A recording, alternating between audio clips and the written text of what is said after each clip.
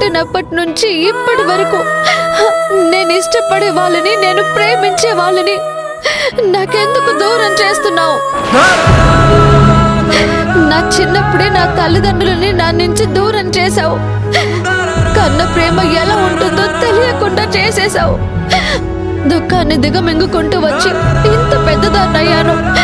నన్ను అన్ని విధాలుగా సైన్యంలో కాపాడే ఆదిని నాకు ఫ్రెండ్ గా ఇచ్చి సంతోషపడమని చెప్పావు. తరువాత పెళ్ళయి కాళ్ళ పారాని ఆరకుండా నా అరవిందుని నాకు దూరం చేసి శిక్ష వేశావు. అంతటితో ఆగావా? ఆగలేదే. నా బెస్ట్ ఫ్రెండ్ ఆది చేత నా మెడలో తాళి కట్టించి నేను నలిగిపోయేలా చేశావు. ఆది నా మెడలో ఎందుకు తాళి కట్టాడో అర్థం చేసుకున్నాను. వాడు నా స్నేహితుడు కాదు, నా జీవితం.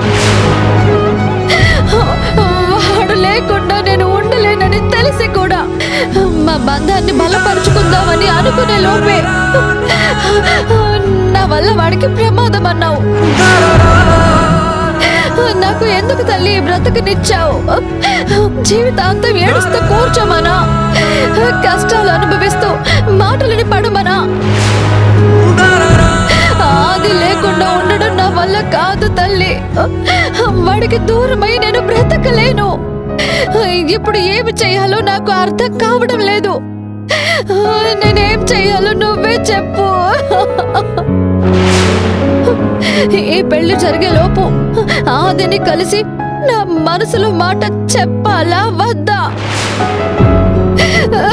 చెప్పమ్మా, చెప్పు తల్లి. ఏం చేయాలో చెప్పు.